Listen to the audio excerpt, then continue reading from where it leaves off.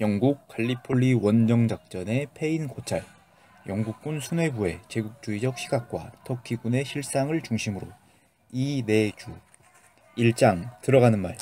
21세기에 접어들어 군사사 연구에서 중요한 경향들 중 하나는 연구 주제의 문화적 전환일 것이다. 문화 인류학의 영향을 받은 이러한 접근법은 전쟁을 합리적이고 목표지향적인 정치적 행위로 보는 클라우제비치 부류의 전통적 관점으로부터의 탈피를 전제로 하고 있다. 키거는 전쟁이랑 정치 이상의 것을 내포하고 있는데 그중 가장 본질적인 것으로 해당 사회의 문화적 요소를 뽑고 있다.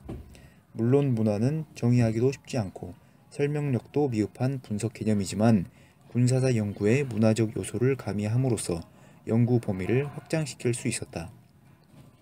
무엇보다도 공간적으로 서양의 경계를 넘어서 비서양 세계의 군사적 발전에 대해서도 주목할 필요가 있음을 제기했다.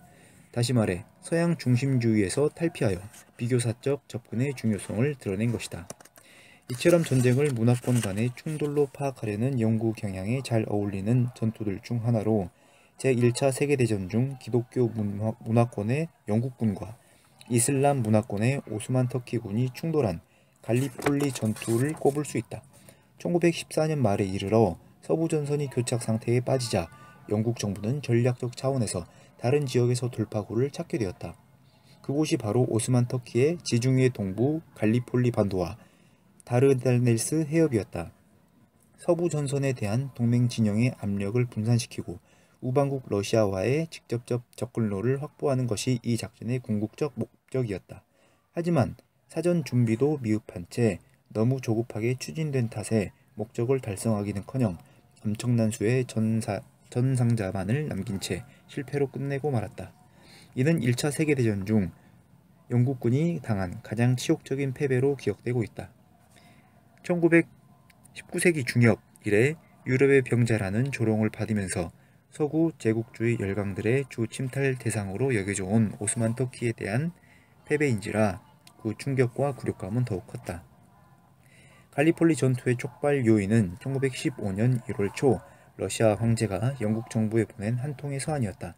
자국을 위협하고 있는 오스만 터키군을 배후에서 견제해달라는 러시아의 요구에 대해 키치너와 처칠은 영국군 수뇌부가 적극적으로 반응했다. 이들은 흑해 접근로인 다르다넬스 해협과 궁극적으로는 이스탄불 점령이라는 목표를 갖고서 서둘러 작전을 추진했다. 1915년 2월에서 3월에 영국과 프랑스 연합 함대가 터키군이 다르다넬스 해협에 부설해 놓은 기뢰를 제거하고 이어서 해협 주변에 구축된 해안포대를 향해 한포 사격을 가하면서 전투가 개시됐다. 하지만 3월 중순경에 원정군 전함 3척이 터키군의 기뢰에 부딪혀 침몰하는 사태가 발생하면서 작전의 양상은 해군 단독작전에서 지상군 상륙작전으로 확대됐다. 마침내 1915년 4월에 영국 지중해 원정군이 사령관 해밀턴 장군의 지휘하에 갈리폴리 반도 입구에 상륙했다. 그러나 상륙작전은 터키군의 완강한 저항에 부딪혀 계획한 성과를 달성하지 못하고 간신히 해안의 교두보를 확보하는 데 그쳤다.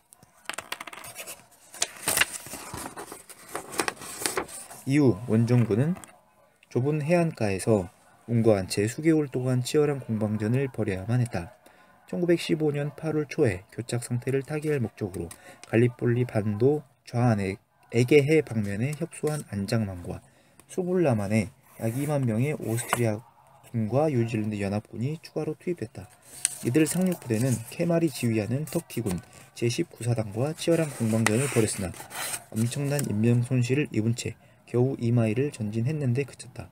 10월 중순 작전 부지 책임을 물어 영국 원정군 사령관 해밀턴이 해임되고 몰로 장군이 부임했으나 전황에는 별다른 변화가 없었다.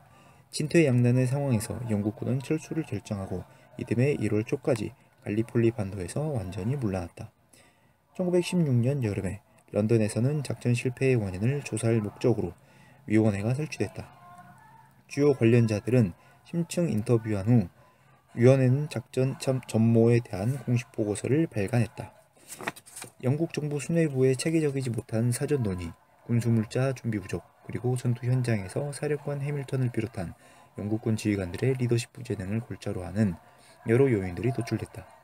패배의 원인이 영국군 자체에 있었다는 일종의 중심부적인 분석이 주류를 이루었으나 동시에 당시 터키군의 대응 전력을 너무 과소평가했다는 주변부에 주목한 분석 역시 제기됐다. 영국군의 사전 준비 미흡을 비웃기라도 하듯이 갈리폴리 전투 당시 터키군은 대전 이전부터 독일 군사고문단의 인적 지도와 물적 자원에 힘입어 상당한 수준으로 전투력을 유지하고 있었다. 이 논문은 바로 이 점에 주목하고 있다. 즉 지피지기 백전불태라는 말처럼 실제 전투 이전에 상대방의 전력에 대해 상세하게 파악하는 것이야말로 승패의 관건임에도 불구하고 왜 당시 영국군 수뇌부의 인사 및 전장 지휘관들은 적군인 터키군의 전력에 대한 최소한의 사전 파악도 없이 전투에 임했는가? 그리고 대규모 원정작전이었음에도 불구하고 이를 준비하고 정책 결정하는 핵심 주체들조차 너무나 안이한 낙관주의적 자세로 대처했는가? 이들의 뇌리 속에 스며있던 유럽 중심주의적인 우월감과 오만함이 암암리의 이슬람 문화권에 속하는 터키군을 그 실상과는 달리 얕잡아 보게 만들었던 것은 아닌가. 다시 말해 19세기 중엽 이후 본격화된 영국 제국주의의 진출로 더욱 심화된 서구 중심의 제국주의적 시각이 영국군 수뇌부에 영향을 주어 터키군의 전투력을 무시하는 태도로 표출됐다고 생각한다. 물론 이러한 이념적 요인의 영향 정도를 입증하기는 쉬운 일이 아니나 그렇다고 결코 무시할 수 없을 정도로 개연성이 농후하다. 비교사적 접근은 그동안 간과되어 온 서양 세계와 비서양 세계 간의 상호작용을 드러냄으로써 군사사의 내용을 보다 풍부하고 객관적으로 만들어줄 것으로 기대된다. 앞으로 전쟁에 대한 연구가 더욱 깊이 있고 활성화되기 위해서는 서양 중심으로 설정된 각종 기준 및 넓게는 패러다임에 대한 재검토와 더불어 비서양 세계와의 협업적 연구가 활발하게 이루어져야 할 것이다. 이러한 측면에서 이 논문은 관심을 촉발하는 한 사례 연구가 될 것으로 기대된다. 2장 영국군 원정의 배경과 작전 경과 1914년 8월 초에 제1차 세계대전이 발발했을 때 터키는 불안정한 상태에서 중립을 유지하고 있었다. 이는 표면적 입장일 뿐 19세기 말부터 추진된 독일의 중동지역 진출 정책의 영향으로 내심으로는 이미 독일 쪽으로 기울어져 있었다. 전통적으로 지중해 지역에 관심이 높았던 영국은 신생 통일국가 독일의 중동지역 진출 시도에 대해 민감하게 반응해 왔으나 대전 발발 직전 상황은 독일 측에 유리하게 전개됐다. 실제로 대전 이전부터 터키는 무엇보다도 군사면에서 잔더스 장군이 이끄는 독일 군사고문단의 지원과 지도를 받고 있었다. 1914년 9월 말에 터키군은 갈리폴리 반도 해안에 포대를 구축하고 에게해에 기뢰를 설치, 다르다넬스 해협을 폐쇄하는 조치를 취했다. 그리고 이로부터 한 달 후 터키는 독일 진영의 일원으로 제1차 세계대전에 참전했다. 다르다넬스 해협 봉쇄로 인해 흑해와 지중해 간의 통항이 단절되면서 러시아에 대한 영국의 군수물자 지원도 심각한 차질을 빚게 됐다. 상황 변화와 더불어 1914년 11월 말부터 정부의 전쟁 정책 최고 결정 기구인 전시위원회에서 갈리폴리 원전 작전의 가능성에 대한 논의가 본격화됐다. 이 시점에서 해군 장관 처칠이 식민지 이집트를 방어할 수 있다는 이상적인 방안으로 터키의 갈리폴리 반도에 대한 공격을 제안했다. 성공할 경우 다르다넬스 해협은 물론이고 이스탄불을 차지하는 것도 시간 문제라는 주장이었다. 당시 영국군 군사정책 결정 시스템에서 중요한 위치에 있던 군사보좌역의 행키도 갈리폴리 원정작전의 필요성을 언급했다. 육군장관 키치너는 한 걸음 더 나아가 1915년 1월 전시위원회에서 다음과 같이 확언했다. 러시아와의 연결망을 재확립함은 물론 중근동 문제를 해결할 것이며 그리스와 아마도 불가리아를 우리 진영으로 끌어들이고 현재 흑해에 봉쇄되어 있는 곡물과 선박을 활용할 수 있도록 만들어줄 것이다. 근본적으로 갈리폴리 원정작전은 당시 영국의 세계대전과 맥을 함께하고 있다. 이 작전을 통해 형성될 새로운 방어막은 인도, 수에즈운하 그리고 페르시아만의 석유 등 국익 보호를 위해 영국이 투입할 비용을 절감시키고 이탈리아를 협상 측으로 끌어들이는 데 크게 기여할 것이었다. 더구나 독일은 서부 전선에 배치된 병력과 물자를 다른 곳으로 돌릴 수밖에 없도록 압력받을 것이고 동맹국인 오스트리아는 영국의 해군력은 물론이고 새롭게 전력을 증강한 러시아의 압력에 어떠한 형태로든 대응해야만 할 것이었다. 이러한 변화로 인해 중근동 전선에서 더 이상 물자와 장비의 보급 소요가 필요 없게 된 협상 진영은 이를 서부 전선에 집중, 그곳에서 돌파구를 마련할 수 있을 것이었다. 따라서 이 작전이야말로 당시 상황에서 영국군과 협상 진영이 직면하고 있던 제반 군사적 난제들을 해결하고 전쟁을 가능한 빨리 종결시킬 수 있는 묘책으로 인식됐다.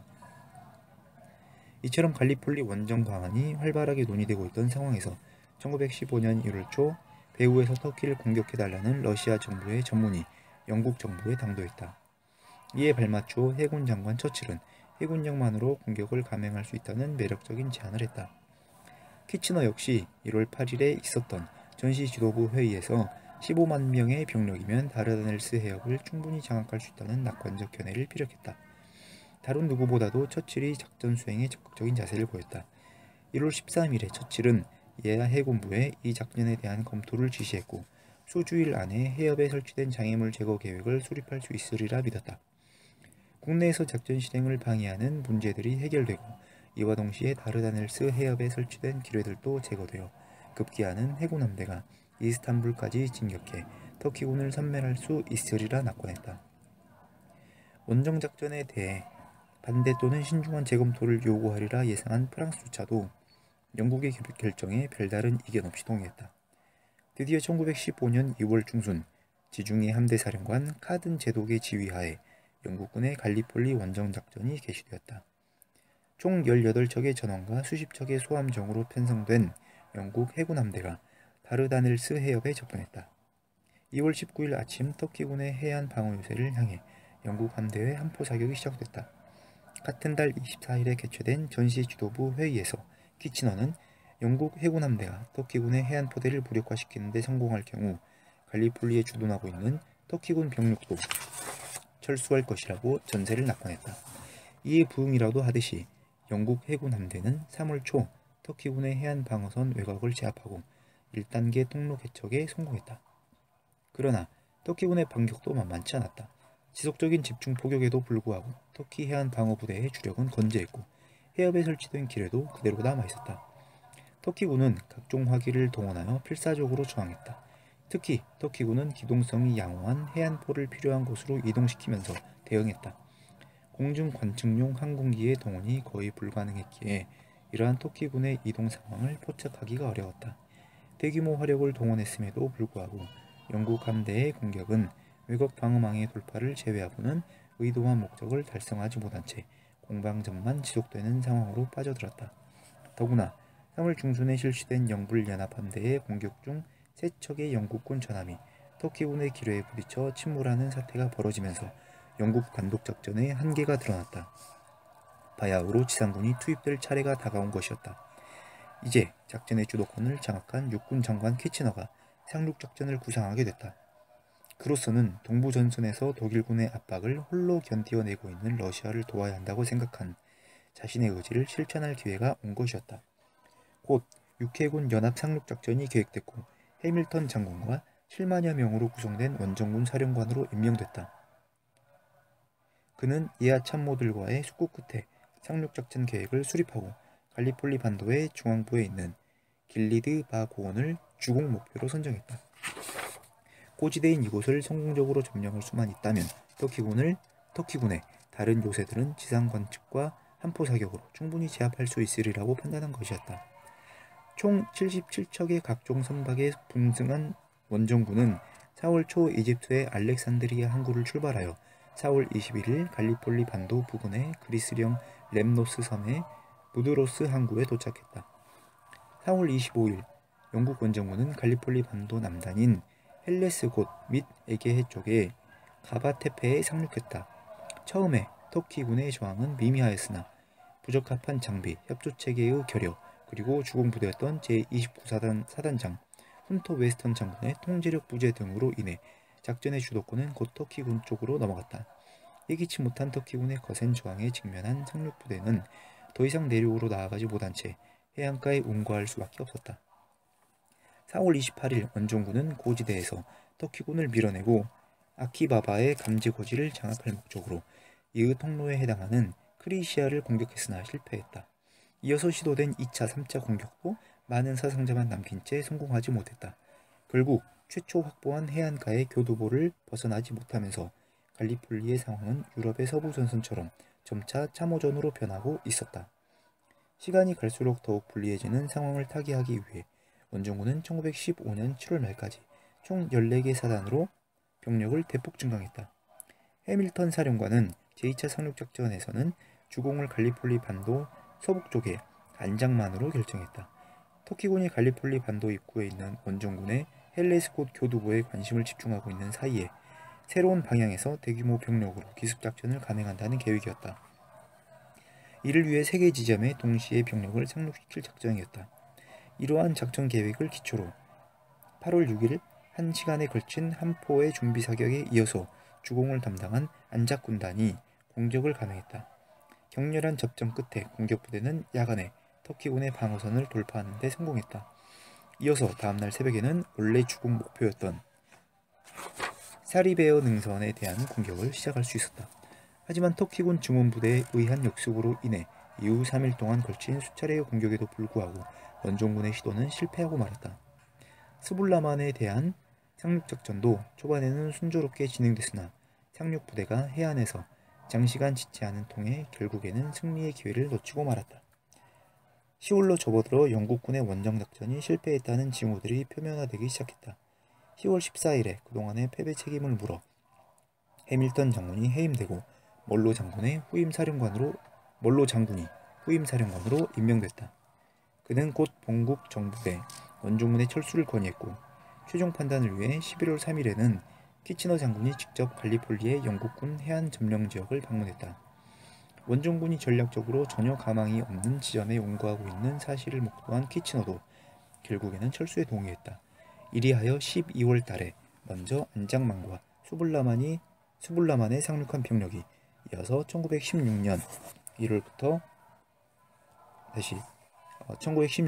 1월 8일에서 9일에 헬레스곳의 병력이 철수했다. 승리에 대한 높은 기대를 안고서 시도된 갈리폴리 원정작전은 영국군의 참담한 패배로 끝나고 말았다. 다르다넬스 해협을 장악하려던 영국군의 계획은 완전히 수포로 돌아갔다. 무려 연인원 약 48만 명이 작전에 투입됐으나 얻은 것은 거의 아무것도 없었다. 막대한 인명 손실이 발생했음은 물론이고 상당량의 군 장비도 대부분 터키군의 수중으로 떨어졌다. 이 작전을 통해 터키군의 사기를 떨어뜨리고 더 나아가서는 격파하리라던 영국 측의 기대와는 정반대로 이 전투의 승리를 통해 터키군은 발칸 전쟁에서 당한 수모를 떨쳐내고 국가적으로 자신감을 회복하게 됐다. 이와는 반대로 갈리폴리 작전 실패는 영국군의 위신에 일대 타격을 가했다. 비록 혹자는 성공적인 철수 작전을 들먹이면서 위안을 삼으려고 했으나 후진국 터키와의 대결에서 당한 패배는 당시 세계 최대의 식민 제국이었던 영국의 위상에 커다란 손실을 입혔다. 특히 안장만 전투에서는 34,000명에 달하는 오스트레일리아와 뉴질랜드 장병들이 목숨을 잃었다. 전략적 측면에서도 원정작전 실패 여파로 불가리아는 동맹 진영으로 가담했고 두 진영 사이에서 망설이던 그리스 왕실의 태도도 독일의 우호적으로 바뀌었다. 3장 영국군 수뇌부의 식민지 경험과 그 영향. 갈리폴리 원정작전에 대한 공식적인 조사가 당시 정치적으로 궁지에 몰려있던 에스퀴스 정부에 의해 실시됐다. 1916년에 접어들어 영국은 갈리폴리 반도 철수 이외에 메소포타미아 지역에서도 위기에 봉착해 있었다. 정부는 연이은 군사적 패배의 이유를 국민들에게 설명해야 했다. hen키를 비롯한 전시 지도부의 일부 위원들은 기밀 유출을 우려해 갈리폴리 원정작전 관련 자료의 발간에 반대했으나 조사를 요구하는 거센 비판 여론을 무시할 수 없었다. 적당한 이유를 들어 그냥 넘어가기에는 패배의 충격이 너무 컸던 것이다.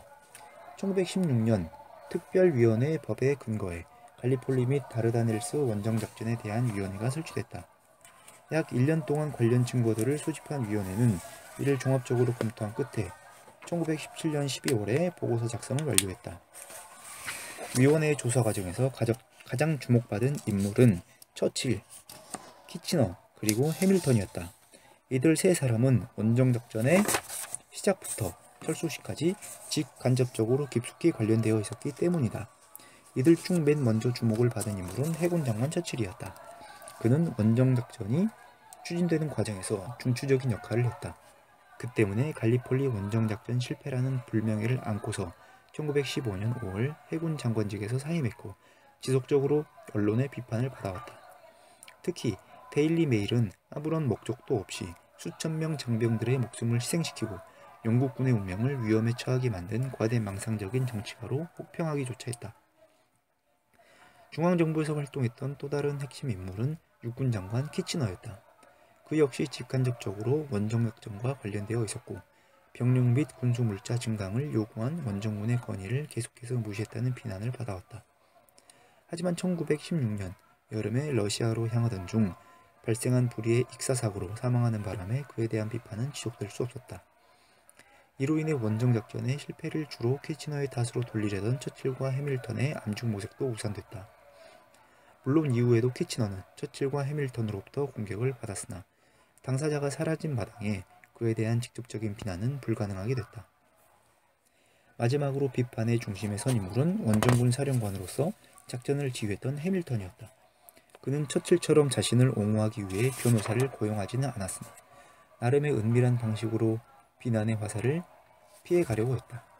갈리폴리에 상륙한 바로 그때부터 해밀턴은 마치 나중에 자신의 행위 및 원정작전을 옹호하려고 준비한 듯이 보였다. 작전 중에 그가 본국으로 보낸 전문이나 메모, 다르다넬스 위원회에 대한 그의 태도, 그리고 제출한 증거 및 연설 등을 검토해볼 경우 그가 상황 변화에 따라 융통성 있게 자신의 입장을 옹호하고 있음을 엿볼 수 있다. 그는 작전 기간 동안 성공과 평판을 쌓는 데 주력했으나 사령관직에서 해임된 직후부터는 자신에 대한 비난과 의혹의 눈길을 불속시키기 위해 심혈을 기울인 듯한 인상을 주었다. 그렇다면 갈리폴리 원정작전의 실패 책임은 어디에 있었단 말인가? 넓게는 구조적인 요인에 있겠으나 그동안 논의는 앞에서 살펴본 바와 같이 주로 세 핵심 인물의 역할을 중심으로 이루어졌다. 이들의 행보가 작전 수행과 관련하여 중요한 영향을 미쳤기 때문이다. 처칠은 갈리폴리 원정작전이 지닌 전략적인 이점에 몰입된 나머지 너무 성급하게 이를 밀어붙였다는 점에서 키치너는 서부전선에 집착하여 갈리폴리 전장에서 요구한 인원과 물자의 지원에 인색했다는 점에서 그리고 해밀턴은 원정군 사령관으로서 실전 상황에서조차 예하 부대의 작전 수행을 너무 방임했다는 점에서 주로 비판을 받았다. 물론 근본적으로는 원정작전의 어느 단계에 초점을 두느냐에 따라 책임의 경중이 달라질 수도 있었다. 왜 이들 세 사람은 모두 갈리폴리 원정작전에 대해 무모할 정도로 낙관적인 태도를 취했을까? 이들로 하여금 이러한 인식을 갖게 한 근본적 요인이 있다면 이는 과연 무엇일까? 작전의 준비 단계 및 심지어는 진행 과정에서 간헐적으로 드러난 바와 같이 이들은 18세기 중엽부터 세계 각지에서 벌어진 식민지 증탈전에서 연전연승했던 영국군의 전력을 과대평가하고 반대로 상대방 터키군을 무시하는 일종의 서구중심주의적 사고방식에 물들어 있었던 것으로 보인다. 더구나 19세기에 영국인들은 자유와 정의의 실현에 선구적인 자신들 앵글로 색슨족이야말로 열등하고 미개한 인종들을 통치하고 문명화로 이끌 책임과 능력을 부여받았다는 선민의식에 물들어 있었고 이러한 경향은 19세기 후반기에 대두한 사회적인 다원주의의 영향하에서 과학적 외피를 입고서 더욱 기승을 부리게 되었다. 이러한 오도된 제국주의적 시각이 적군인 터키군의 전력을 제대로 파악하지도 않은 상태에서 성급하게 작전을 감행토록 추동한 것으로 짐작된다. 이러한 추론은 갈리폴리 원정작전과 관련된 핵심적인 세 인물의 과거 경력을 살펴볼 때 매우 설득력이 있음을 알 수 있다. 영국의 수뇌부가 충분한 사전 준비 없이 원정작전을 추진했음은 작전의 구상 단계에서부터 엿볼 수 있다. 단적으로 당시 영국의 최고 군사정책 결정기구였던 전시위원회에서 갈리폴리 작전과 관련하여 어떠한 논의들이 있었는지를 살펴보면 알 수 있다. 당시 전시위원회의 서기로 활동했던 행키는 자신의 저서를 통해 전시위원회의 비효율적 운영을 비판했다. 그는 에스퀴스 수상의 영도 하에서 각종 회의가 문서화된 공안이나 전문가인 참모들의 평가도 없이 편의적으로 그리고 간혹 비공식적인 방식으로 진행됐음을 밝히고 있다. 어떠한 통합적 조정 기능도 해군이나 육군의 전문적인 자문도 또는 계획에 대한 지속적인 검토 작업도 생략된 채 각 해당 부서들 내에서만 논의가 이루어졌다. 그 결과 전시위원회의 일부 결정들은 실행 과정에서 관련 기관들 간의 타성적인 타협으로 인해 본래의 취지가 퇴색되기도 했다. 전시 지도부가 통합적 기능을 제대로 수행하지 못한 결과 내각이나 전시 지도부의 사전 승인이나 심지어는 통보도 없이 키치너의 독단적 명령을 바꿔서 해밀턴이 상륙작전을 감행하는 사태까지 벌어졌다. 무엇보다도 행키는 전시 지도부의 구성원 전체가 터키군의 방어 전력을 과소평가하는 우를 범했다고 지적한다. 원정작전의 입안 및 실행 과정에서 해군 장관으로서 핵심적인 역할을 했던 처칠은 왜 터키군의 실상을 제대로 파악하지도 않은 채 승리를 낙관했을까? 젊은 시절부터 식민지에서 초급장교 및 특파원 등으로 활동한 바 있는 처칠은 연중 제국주의적 편견에 젖어서 터키군의 전력을 무시했던 것은 아닐까? 1886년에 보수당 정부의 재무부 장관으로 차기 수상 후보까지 거론됐던 랜돌프 처칠의 아들로 태어난 처칠은 샌드허스트 육군사관학교를 졸업한 다음에 기병대 초급 장교이자 종군 기자 자격으로 인도, 수단, 그리고 남아프리카 등 영제국의 주요 전장을 다니면서 실전 경험을 쌓고 동시에 저널리스트로서 필명을 날리기 시작했다. 그는 남아프리카에서 보호군의 포로로 생포되었다가 극적으로 탈출한 자신의 경험을 책으로 출간하면서 전국적인 명성을 얻었다.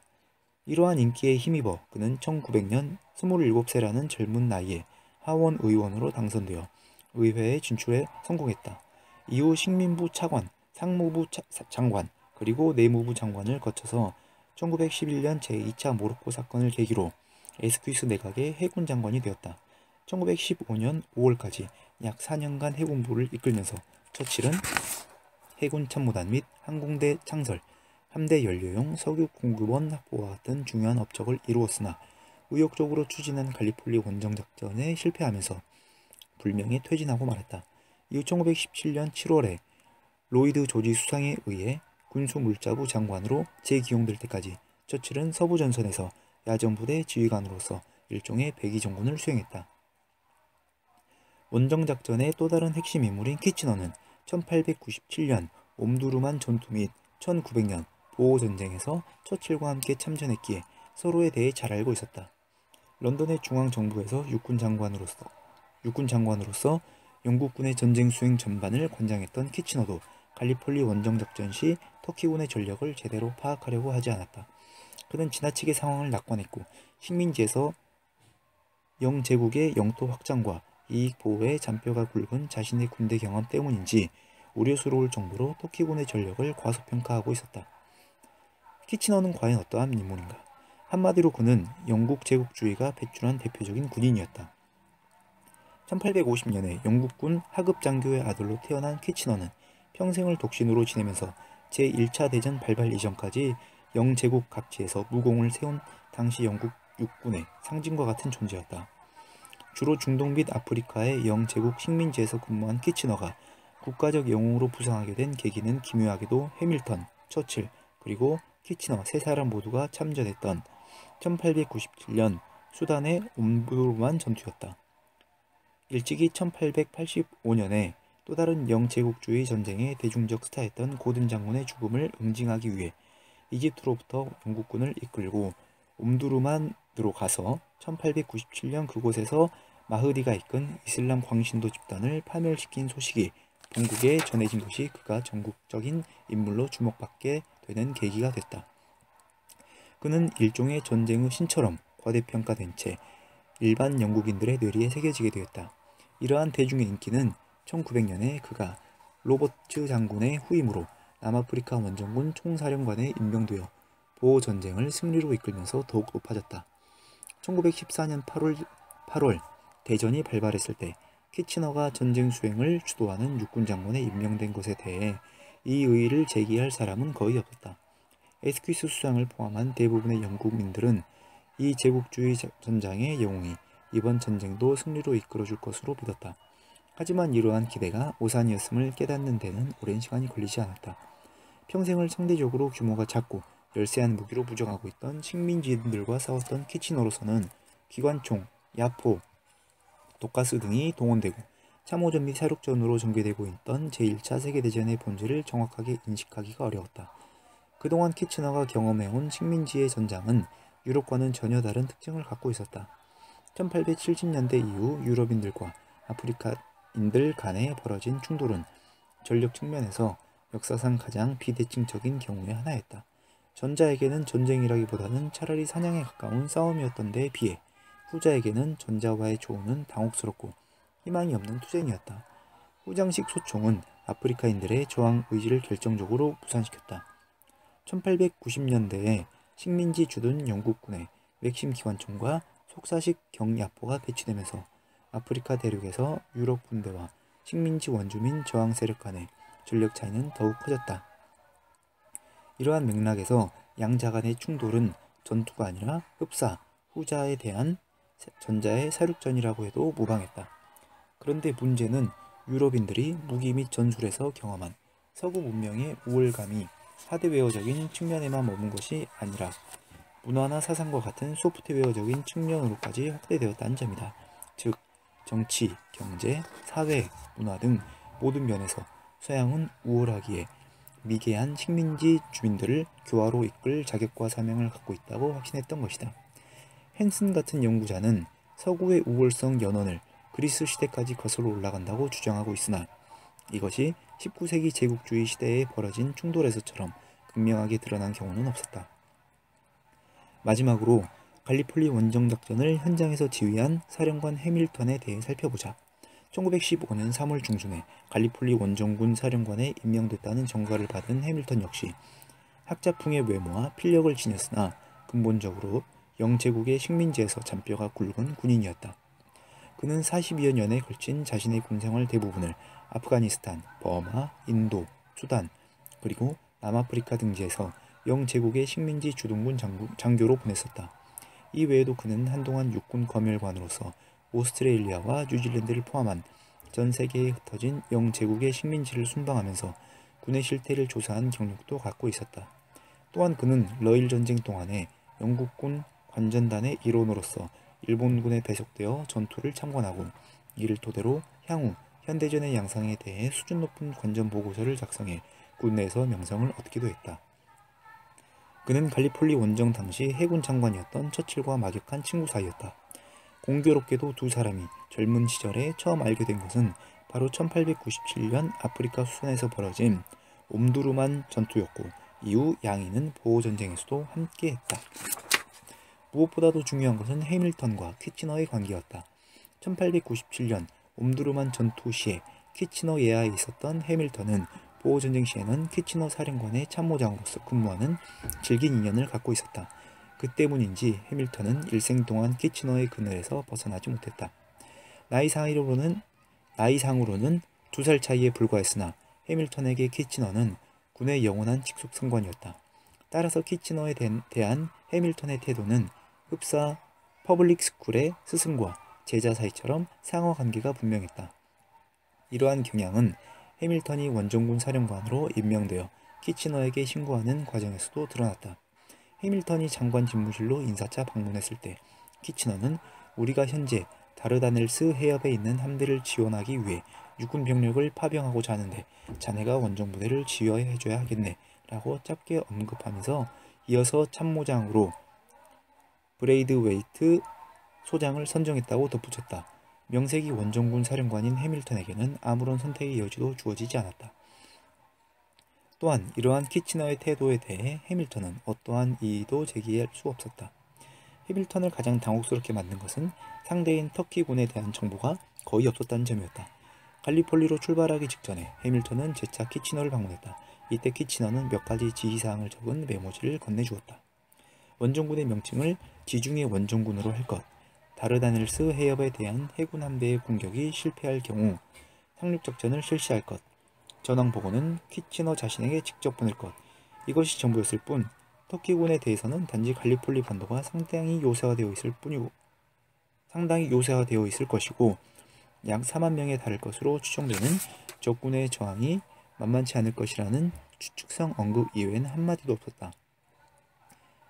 터키군이 중형 대포를 갖고 있는지 그리고 갈리폴리 반도 주둔군의 실질적 지휘관은 누구인지 등 기본적인 필요한 정보는 없었다. 당시 영국군은 적군인 터키군의 전력에 대해 거의 백지 상태에 있었다. 심지어 해밀턴은 이스탄불 주재 영국 우관이 보내는 다르다넬스에 대한 정보 보고서조차 받지 못했다. 그리하여 전장인 갈리폴리로 갈 때 명색이 사령관인 해밀턴이 집창했던 것은 1912년에 작성된 터키군에 대한 한 권의 노트와 터키에 대한 두 권의 여행용 가이드 책자가 전부였다. 해밀턴이 키치너에게 작별 인사를 하고 장관 집무실을 떠나려고 할 때 키치너가 해밀턴에게 던진 마지막 말은 터키군의 실상에 너무 무지한 일종의 제국주의적 오만함을 내포하고 있었다. 해군 함대가 다르다넬스 해협을 성공적으로 통과하기만 한다면 콘스탄티노플은 저절로 무너질 것이고, 그렇게 되면 당신은 전투가 아니라 전쟁에서 승리하는 지휘관이 될 것이네. 그렇다면 당시 영국군의 전쟁 상대인 터키군은 어떠한 상태에 있었는가? 갈리폴리 전투와 관련된 또 다른 핵심 인물은 바로 무스타파 케말이었다. 그는 갈리폴리 전투에서 승리함으로써 군 내부에서는 물론이고 국가적인 영웅으로 부상했으며 이를 발판으로 삼아 1923년에는 터키 공화국 초대 대통령이 됐다. 터키 군내에서 그의 실력은 익히 알려져 있었으나 갈리폴리 전투 이전에는 엔웨르 및 탈라트와 같은 1908년 혁명 세력 내 실세들의 그늘에 가려서 권력의 주변부에 머물러 있었다. 하지만 보석은 숨겨져 있어도 빛을 발한다는 말처럼 주변부에 있던 케말은 대전 전에 이스탄불을 방문한 바 있던 영국군 윌슨 장군에 의해 장차 터키군을 이끌 제목감으로 주목받은 바 있었다. 사장, 오스만 터키군의 실상. 어떻게 해서 터키군은 영국 수뇌부의 예상을 깨고 승리할 수 있었을까? 갈리폴리 전투 발발 시에 터키군의 실상은 어떠했는가? 과연 터키군은 영국군 원정군이 작전을 치밀하게 수행하지 못했기에 일종의 어부지리로 갈리폴리 전투에서 이긴 것일까? 물론 그러한 측면을 전혀 무시할 수는 없겠으나 무엇보다도 당시 터키군은 영국군 수뇌부가 얕잡아 본 것과는 달리 갈리폴리 전투를 전후로 인적 및 물적으로 꾸준히 전력을 증강해왔고 이것이 바로 승리의 요체였다. 한 예로 원정작전의 패배 후 설치된 다르다넬스 조사위원회에서 원정군 사령관이었던 해밀턴은 다음과 같이 말했다. 솔직히 말해서 나는 터키군이 그 정도로 잘 싸울지는 전혀 알지 못했다. 만일 이 언급이 사실이라면 왜 터키군은 그토록 잘 대응했는가?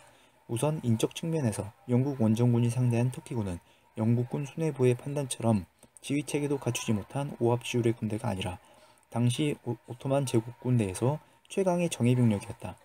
이들을 지휘한 장교들도 이전의 발칸 전쟁에서 실전까지 경험한 능력 있는 인재들이었다. 게다가 하드웨어적 측면에서도 터키군은 길게는 30여 년간에 걸쳐서 그리고 짧게는 1, 2차 발칸 전쟁을 계기로 갈리폴리 반도의 방어진지를 상당한 수준으로 보강하고 체계화시켜 놓고 있었다. 터키군은 영국군의 공격 개시 이전부터 갈리폴리 반도를 전략적 요충으로 판단하고 요새화했던 것이다. 결과적으로 영국 원정군은 오토만 제국 영토 내에서 방어망이 가장 잘 갖추어진 지역으로 상륙했던 것이다. 물론 상대방 터키군의 실상에 무지했던 영국 원정군의 오만한 태도는 별다른 근거 없이 형성된 것은 아니었다. 유럽과 아시아 그리고 북아프리카에 걸친 대제국을 건설했던 오토만 제국은 19세기에 접어들면서 쇠퇴의 기운이 완연해져 심지어는 유럽의 병자로 불리고 있었다. 특히 19세기 중엽 이후 서구 열강의 제국주의 진출이 본격화되면서 대표적인 먹잇감으로 전락했다. 설상가상으로 오토만 제국 내부 또는 주변의 제민족들 또 발칸 지역과 코카서스 지방을 빼앗기 위해 경쟁적으로 압박을 가해왔다. 이러한 와중에 벌어진 크림 전쟁 및 러터 전쟁 과정에서 서방에 비친 터키군은 쇠락한 거인의 모습 그 자체였다. 게다가 세기의 전환기 및 1912년부터 13년에 벌어진 발칸 전쟁에서의 패배는 과거 서방을 위협했던 군사 강국으로서 터키군의 명성은 완전히 끝났음을 재차 입증하는 듯해 보였다.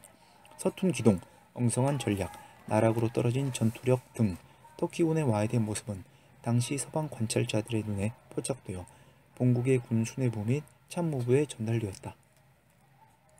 다른 한편으로 터키군에는 잘 훈련되고 기동작전도 훌륭하게 수행하는 부대가 여전히 건재하고 있다는 사실과 터키군 나름대로 군 개혁의 고삐를 조이고 있었던 점은 제대로 포착되지 않았다. 원정군에게 가장 치명적이었던 것은 당시 터키군이 과거의 패배로부터 교훈을 얻고 이를 바탕으로 전투 역량 및 무엇보다도 방어작전의 효율성을 지속적으로 향상시켜온 점을 간과한 것이다. 더구나 19세기 말부터 독일군의 지원과 지도 감독 하에 터키군은 조직을 재정비하고 전력을 강화해 오고 있었다. 결과적으로 1915년에 영국군은 터키군의 약점을 겨냥하여 자신의 강점을 발휘한 것이 아니라 그 반대로 행동하는 우를 범했던 것이다. 독일의 전폭적인 지원과 지도를 바탕으로 제1차 세계대전 직후에 이르면 터키군은 약 40개 사단의 병력으로 대폭 증강됐다. 터키는 전 병력을 총 4개 군으로 편성하고 이 중에서 제2군의 갈리폴리 반도에 대한 방어를 맡겼다. 그리고 이미 1914년 9월부터 10월에 갈리폴리 반도의 방어망을 강화할 목적으로 독일군 요새 구축 전문가들을 파견한 바 있었다. 이들은 영국군의 공격이 가해질 만한 전술적 요충지들을 미리 체크하고 보강했다. 당시 대포, 지뢰 그리고 탄약과 같은 군수물자의 심각한 부족이 터키군의 당뇨 문제로 지적되고 있었으나 이러한 문제 역시 영국군의 공격 개시 이전부터 수입되는 군수물자를 갈리폴리 반도로 집중 투입한 덕분에 상당한 정도로 해결된 상태였다. 또한 강력한 이슬람 민족주의 및 전장에서의 죽음을 신성시하는 종교 교리를 통해 효율성이 부족했던 지휘체계를 보완하고 있었다. 다르다넬스 해협에 대한 영국군의 공격이 점차 가시화되면서 터키군은 갈리폴리 반도를 일종의 특별작전구역으로 설정하고 집중적으로 전력 증강을 시도했다. 1915년 4월 약 8만 5천 명의 병력으로 제5군을 창설해 갈리폴리 반도 전담부대로 정하고 당시 독일 군사 고문단의 총수였던 잔더스 장군을 군사령관으로 임명했다. 일찍이 그는 터키의 혁명정부 수뇌부의 다르다넬스 해협과 갈리폴리 반도의 전략적 중요성에 대해 역설한 바 있었다. 그는 기존의 선방어 개념을 기동방어 형태로 변경하여 적군의 상륙이 예상되는 지점에 신속하게 지원군을 보내는 방어체계를 구축했다. 이하 전 병력을 3분해서 상륙 지점에 배치하고 필요시에는 해당 지점으로 빠르게 이동할 수 있는 체계를 구축해 놓았다. 이러한 터키군의 방어 태세와는 달리 영국 측은 런던의 수뇌부로부터 갈리폴리 전장의 장병들에 이르기까지 적군의 실상에 대해 몰라도 너무 모르고 있었다. 우선 런던에 있던 영국 정부 인사들은 제국주의적인 사고에서 벗어나지 못한 채 터키군의 전력을 과소평가하는 분위기에 젖어 있었다. 이는 육군 장관 키치너만의 문제가 아니었다. 당시의 영국 내각의 강요들은 물론이고 전문 보좌관들조차도 영국 해군 함정이 이스탄불 앞에 출현하기만 해도 터키는 금방 항복할 정도로 허약하다는 오만한 선입견에서 벗어나지 못하고 있었다. 앞에서 언급한 바와 같이 원정작전을 구상할 때부터 영국군 측은 터키군에 대한 부정확하고 구체적이지 못한 정보들에 의존하고 있었다. 이러한 단편적이고 부정확한 정보들을 기초로 영국 원정군 참모들은 상륙작전을 계획했던 것이다. 오늘날 서방세계의 대표적인 터키군 전쟁사가로 손꼽히는 에릭슨은 이러한 영국 원정군 수뇌부 및 참모들의 뇌리에 담겨있던 우월의식과 여기에서 배태된 터키군의 전투력을 무시하는 태도가 당시 터키군에 대한 정보 부재를 초래한 것으로 평가하고 있다. 실제로 원정작전 당시 이러한 제국주의적 시각이 군 수뇌부로부터 말단 병사에 이르기까지 평만해 있었고 이로 인해 상대방 터키군을 자신들의 용맹함 및 전투 능력에 크게 뒤지는 약한 군대로 취급하고 있었다. 속성상 다국적 군으로 구성되어 원칙적으로 효율적인 지휘가 어려웠던 영국 원정군이 일종의 홈그라운드인 갈리폴리 반도에서 이미 전투를 대비하고 있던 터키군을 제압한다는 것은 애초부터 무리였는지도 모른다. 터키군은 1915년 3월 18일에 벌어진 초기 전투에서 해협에 부설된 기뢰와 해안에 설치된 대포를 이용하여 영불연합군의 공격을 격퇴하는 데 성공했다. 터키 측 자료에 의하면 당시 다르다넬스 해협에는 그동안 알려져 있던 것보다 더 많은 기뢰가 부설되어 있었다. 원정작전 종료 후에 처칠은 당시 터키군은 포탄이 거의 바닥난 상태로 영국 해군이 한 차례 더 공격을 가했더라면 승리할 수도 있었을 것이라고 말했으나 사실은 그렇지 않았다. 터키군은 포탄이 심각하게 부족한 상태도 아니었고 더구나 4월 말 이후로 대포, 기관총, 철조망 등으로 무장된 강력한 방어진지를 구축하고 있었다. 5장 나오는 말. 이 논문은 기본적으로 이른바 수뇌부 정치학이라는 관점에서 접근하고 있다. 그래서 갈리폴리 원정과 관련해 핵심적 역할을 했던 세 인물의 역할을 중점적으로 분석했다. 그동안의 기존 연구들은 원정 작전 실패의 책임이 이들 중 누구에게 더 많이 있는가에 초점을 두고 이루어졌다. 물론 책임의 경중을 따지는 것도 의미가 있지만 무엇보다도 중요한 것은 이들 세 인물에게 공통적으로 적용될 수 있는 실패의 근본적 요인이 무엇인가 하는 점이다. 그리고 여기에서 이를 식민지 주둔 경험을 통해 이들 세 인물의 뇌리에 은연중에 물들어 있는 서구 중심주의, 제국주의적 시각에서 구했다. 물론 실패 요인에 대한 보다 정확한 평가를 위해서는 이들의 행동과 역할을 제약한 재반 구조적인 요인에 대한 고찰도 필요하나 이는 이 논문의 범위를 넘어서는 또 다른 연구를 필요로 하는 문제이다.